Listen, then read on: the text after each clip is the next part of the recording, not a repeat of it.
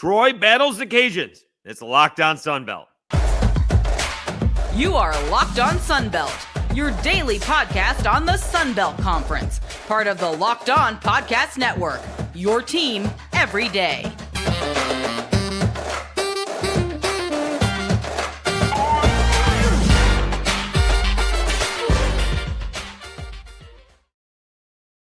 Welcome back to another edition of Locked On Sunbelt, your team every day. Today's episode brought to you by PrizePicks. Go to prizepicks.com/LockedOnCollege and use code LockedOnCollege for a first deposit match of up to $100.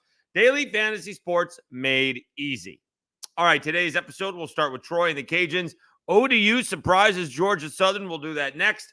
And then a little bit of a tough day out of conference for the Sun Belt. We'll do all the teams and kind of do the bowling thing in tomorrow's episode.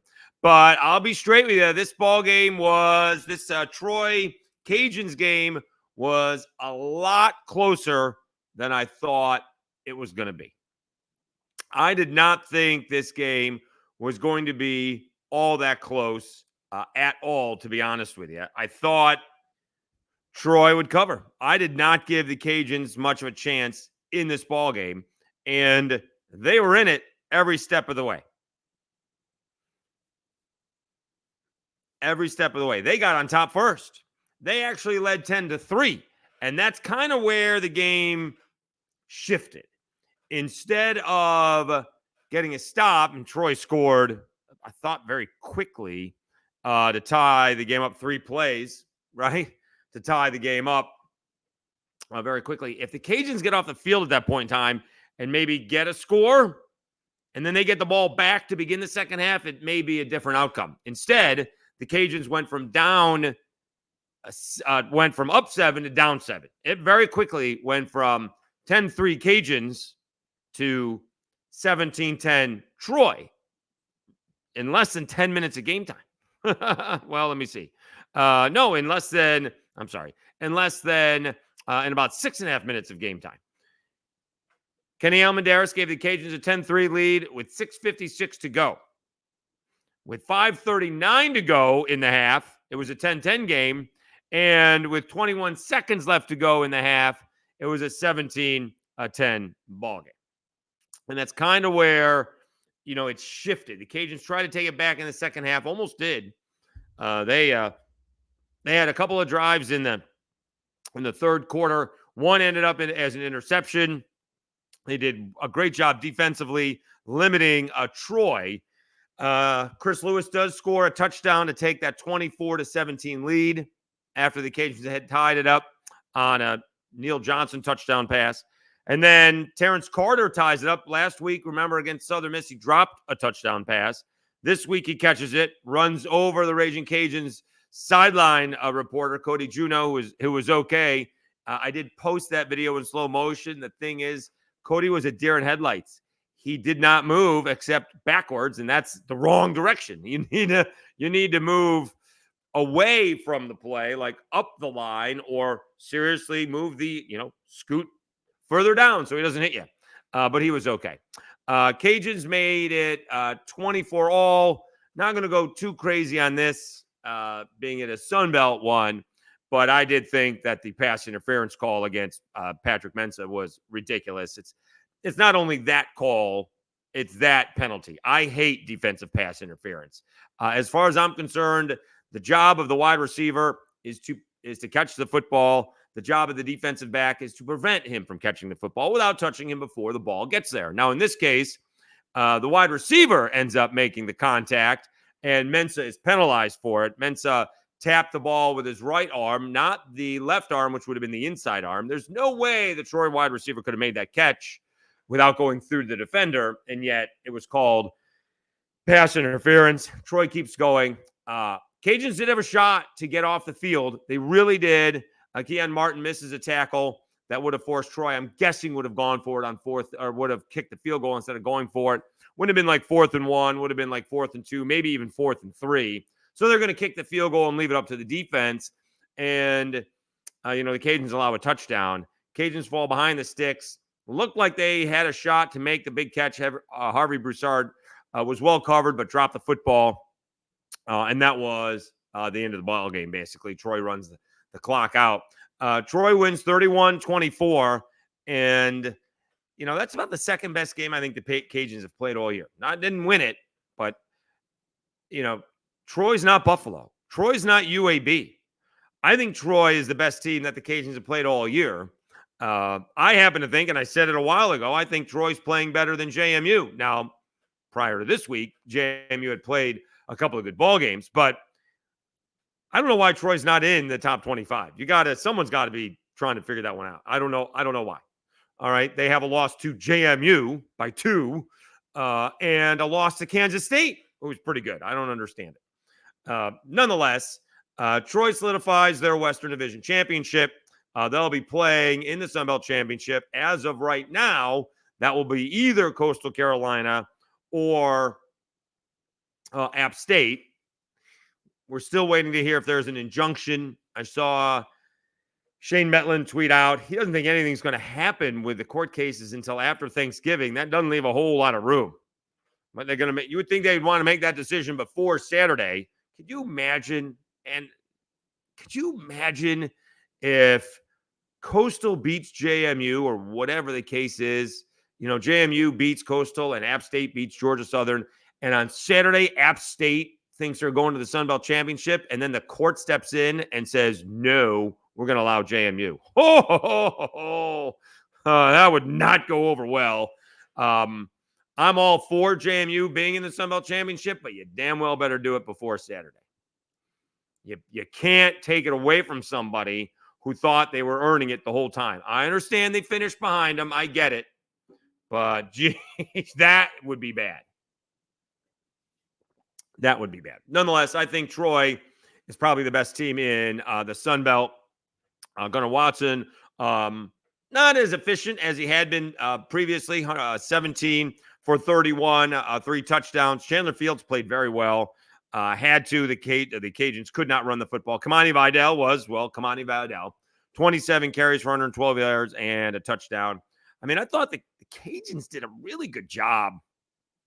Gunnar again completed 17 out of 31, but, there weren't a whole lot of big plays. They did convert some third downs, which were tough. Barber had a big crossing play that went for 43 yards. That set up a touchdown. That's what I think set it up to make it. That made it tied the ball game up 10-10.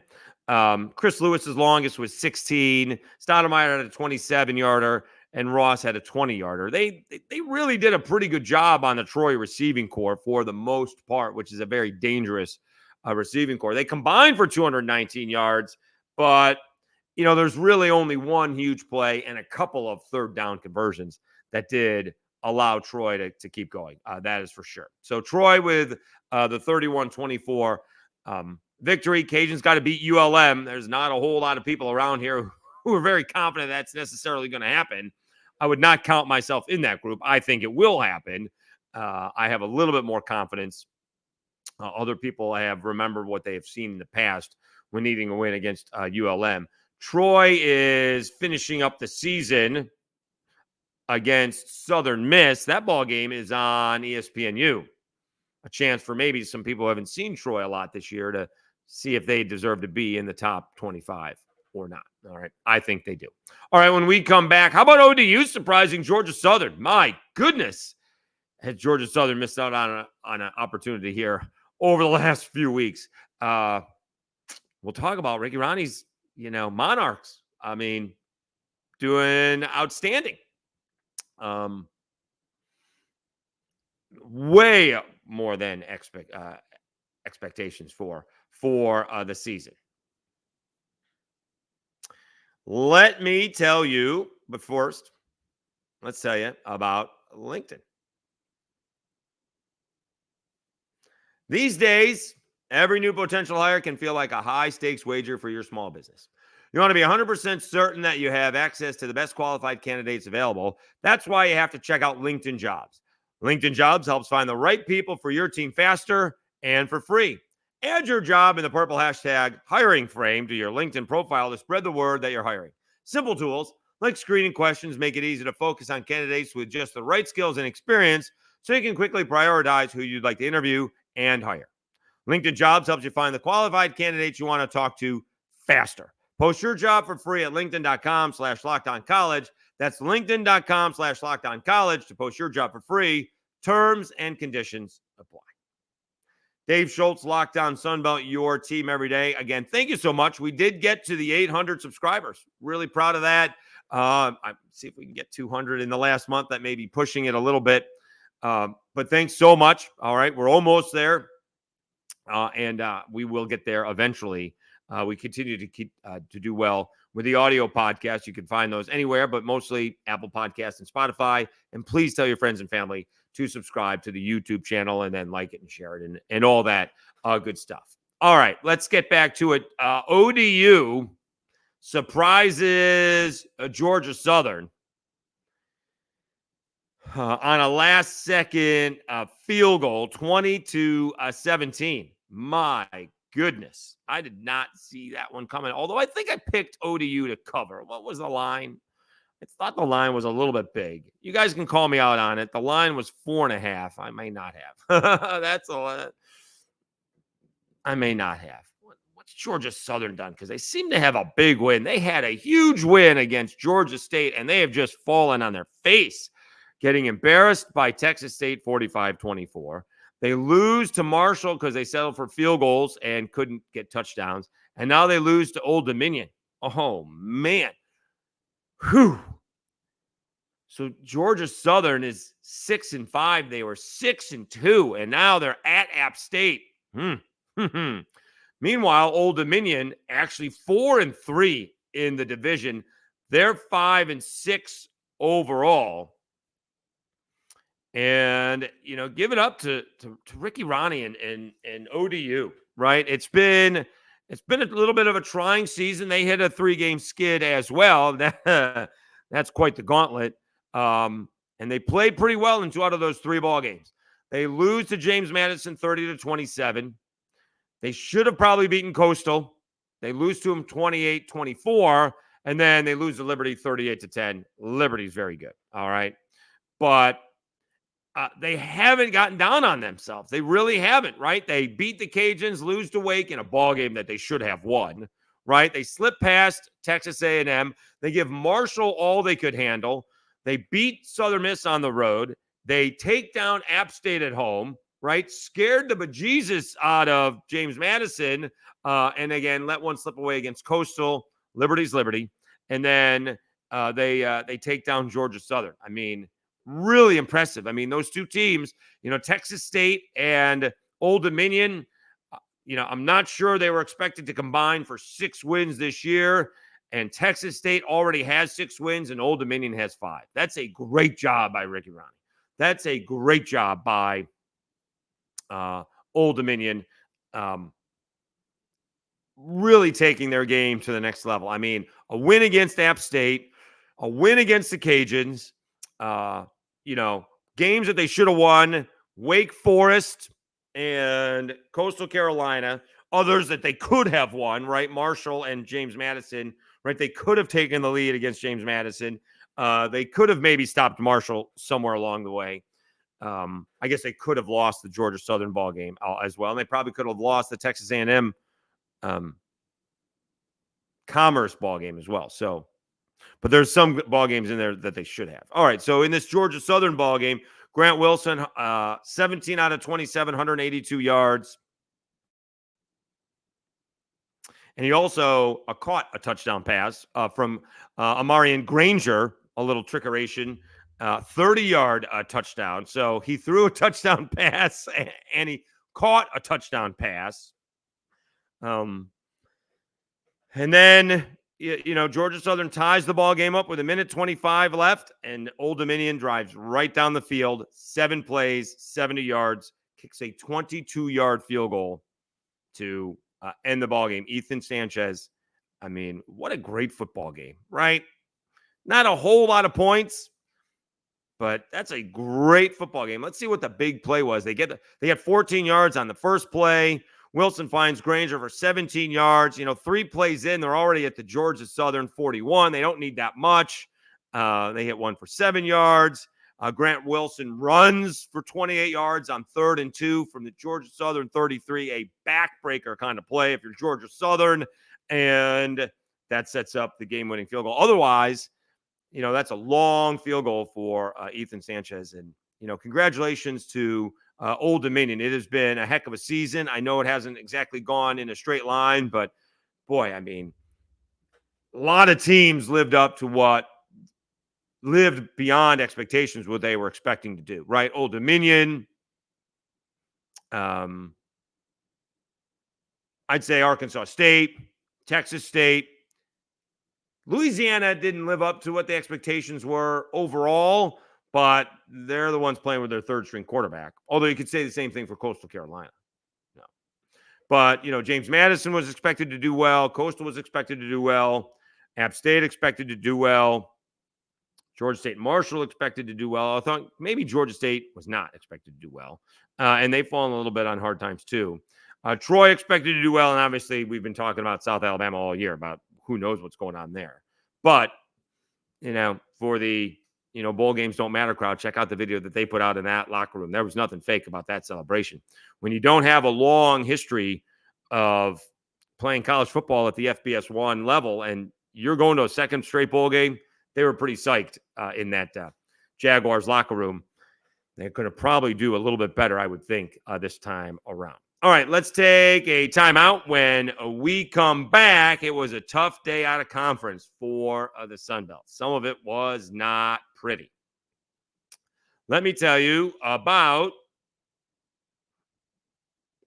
PrizePicks. There we go. PrizePicks is the largest daily fantasy sports platform in North America. We're the easiest and most exciting way to play DFS. It's just you against the numbers. Instead of battling thousands of other players, including pros and sharks, you pick more than or less than on 2 to 6 player stat projections and watch the winnings roll in. PrizePicks is the most fun I've had, winning up to 25 times my money this football season, and now I can play during basketball season too.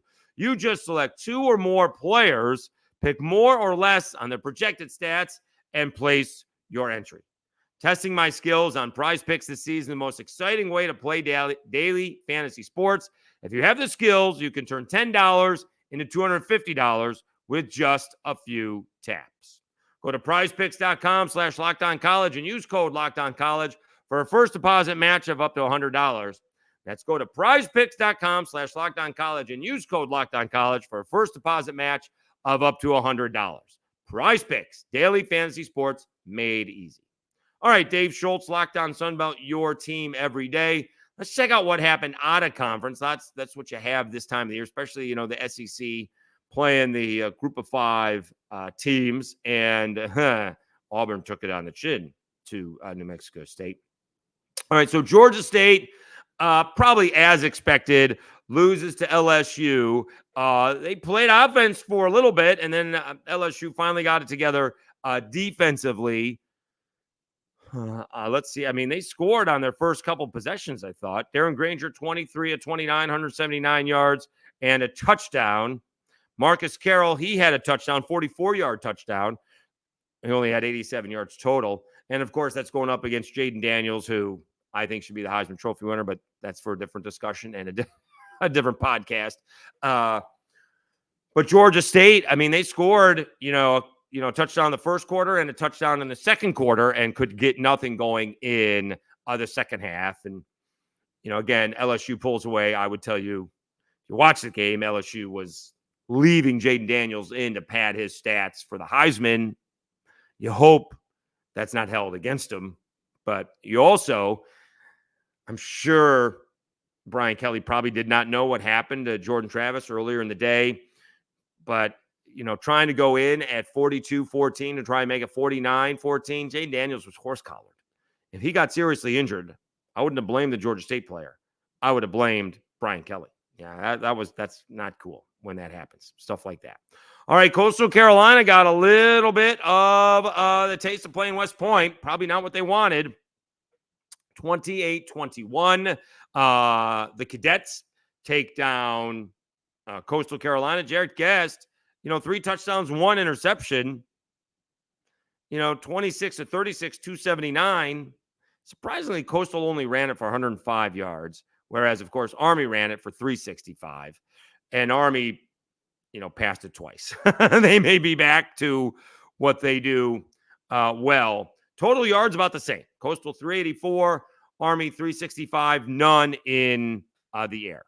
Army actually had a couple of turnovers, and Coastal had one, but it was not enough. I mean, Army dominated time of possession, as they are known to do, almost 40-20. So the Coastal defense was exhausted, but they couldn't get anything going. They only scored 7 points in the second half as Army hangs on to defeat Coastal 28-21.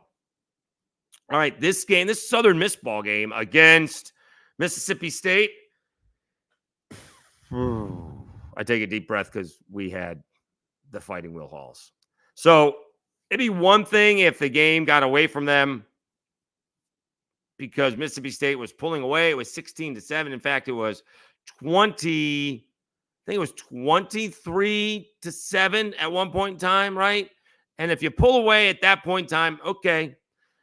But Southern Miss made it 23-13. Then it was 26-13. And then Jacarius Caston had a 98-yard kickoff return to make it 26-20. Right in the ball game, right? Yeah.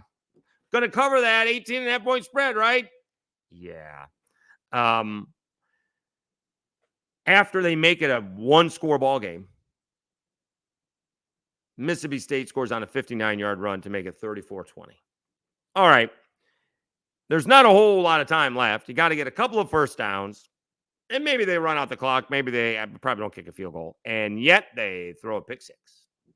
So in what was a 26-20 ball game with 8 minutes left to go in the game, it ends up being a 21-point ball game. Ouch. Ouch, ouch, ouch. It's a good lesson. You got to play all 60 minutes, and it got away from them. Ethan Crawford got banged up in the ball game. Again, he had one good pass. Again, it could just be me. I don't see it yet. I know he's young. We'll see if he improves. All right. Billy Wiles also, struggling. They need to find a quarterback, and maybe it is Ethan Crawford. We'll see what happens in year number 2. All right. Mississippi State takes down Southern Miss 41-20. And was there another one? Oh, that's it. Okay. That was it for out of conference. So Mississippi State takes down Southern Miss. Army beats Coastal. And LSU beat Georgia State. All right. It was not a pretty day. Not a pretty day. That's 0-for-3 with one blowout and one game that got away from them. Okay. All right. Let's wrap it up. We will have another one. We'll talk about the bowl games. Again, could be a whole lot of Sunbelt teams going bowling this year. They can't play against each other again, can they? You may have to get 12 teams in there. Again, heading to Louisville first thing Wednesday morning. We should have an episode for Wednesday, and I'll probably have episodes, Thursday, Friday, and I could do my Sunday episode before I come back for the Monday episode. It's a Monday episode, so I'll do that Sunday in Louisville. But we will be in Louisville, maybe bourbon shopping or not. We'll see how that goes. Please continue to have a great week. Thanks for tuning in. Please subscribe. You've been watching and listening to Locked On Sunbelt, your team every day.